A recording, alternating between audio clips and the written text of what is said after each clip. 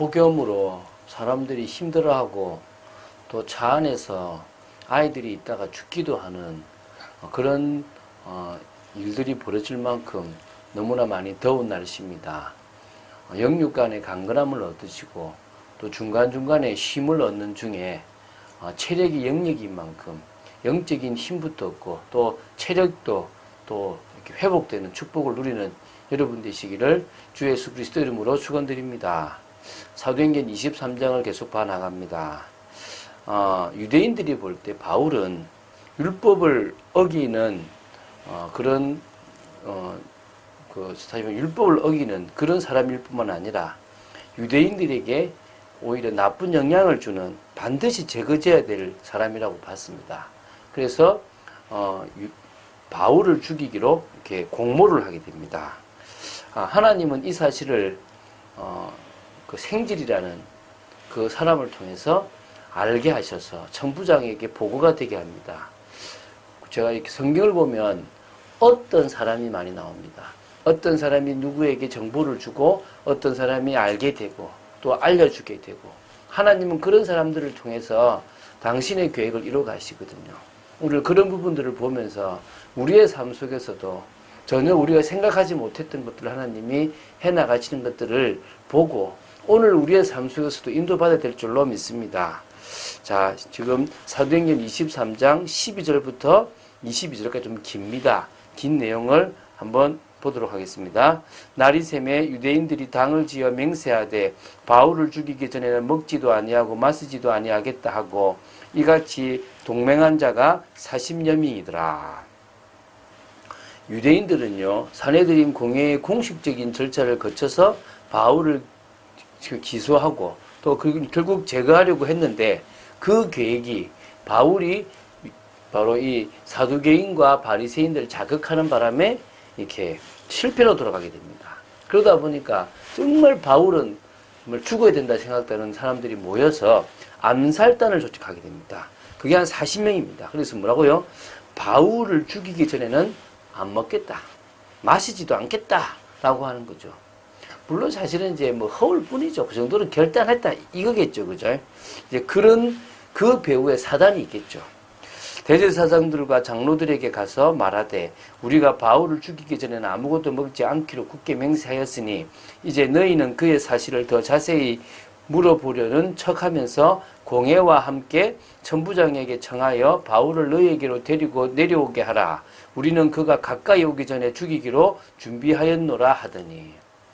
물론 하나님의 사람들이 영 거짓말을 안 하는 건 아니지만 하나님 앞에서 거짓을 말하지 않게 되겠죠.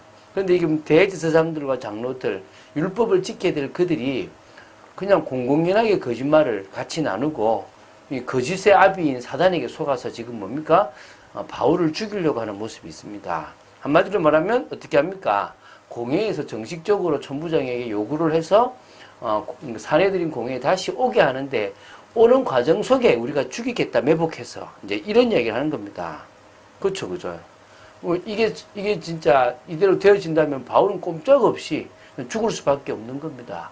그리고 천부장도 당연히 합법적인 요구니까 들어주다가 큰 변을 당하는 거죠. 그러면 천부장 역시도 로마 시민권자가 피살되었다는 그 사건에 휘말려서 어떤 문책을 받게 되는 상황도 생길 수 있겠죠. 그죠?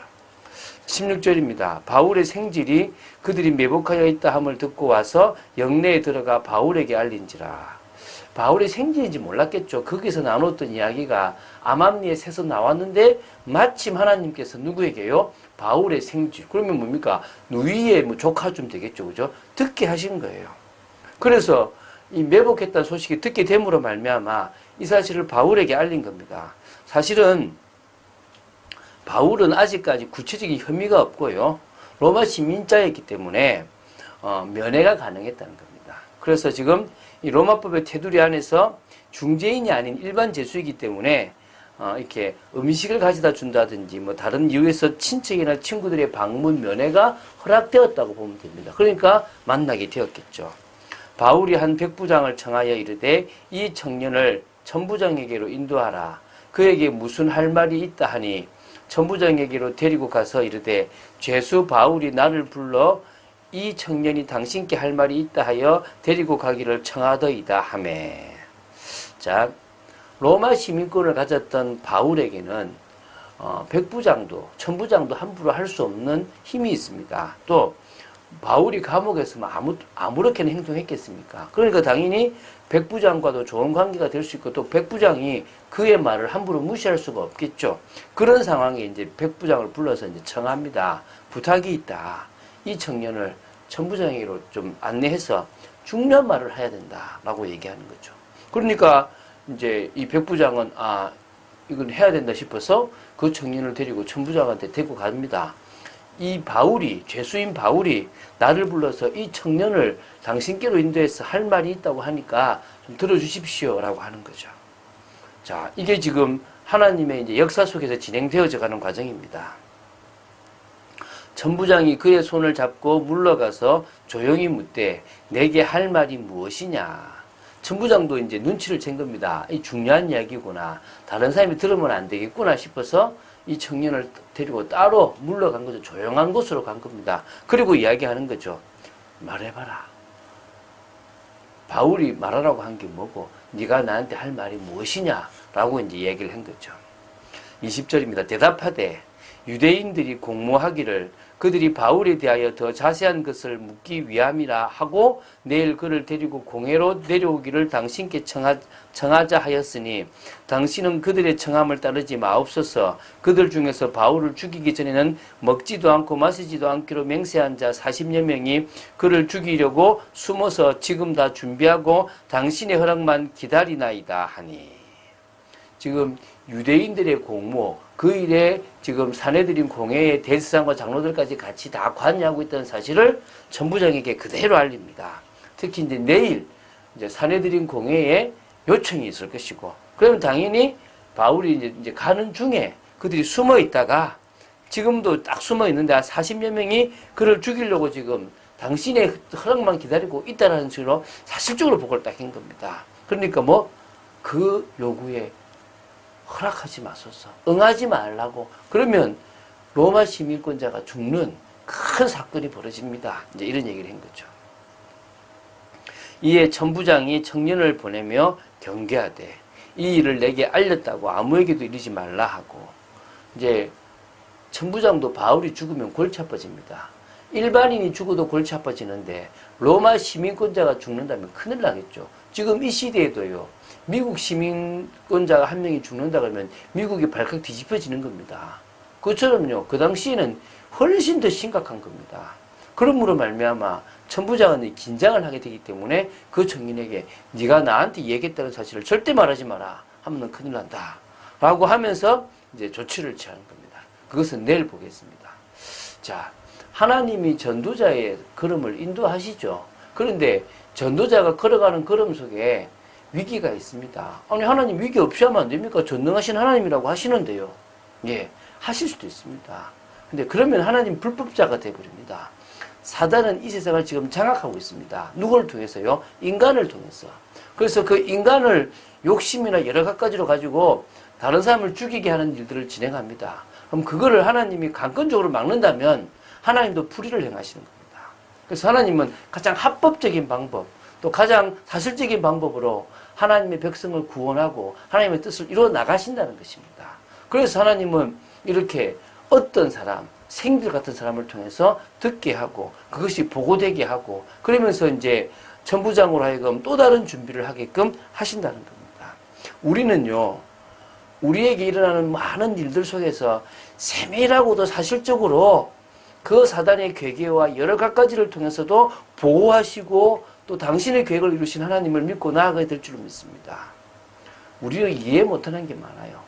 항상 할 것은 지금 내가 선택하려고 하는 게 과연 욕심에서 비롯된 것이 아닌지, 또 내가 지금 잘못 보고 있는 것은 아닌 건지를 잘 생각해야 됩니다. 어떤 게 지극히 복음적이고 어떤 게 하나님께 영광이 되는지를 생각해야 되는 겁니다. 하나님이 원하시고 또 하나님이 하시려고 하는 거라면 무조건 되게 돼 있다는 사실을 좀 봐야 될 줄 믿습니다. 그래서 우리는요, 계속적으로 임마누엘을 누려야 됩니다.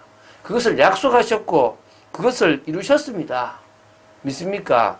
그러면 우리는 많은 믿음의 선진들처럼 언약 중심의 삶, 또 임마누엘 중심의 삶, 전도와 선도 중심의 삶을 살아가면 되는 겁니다.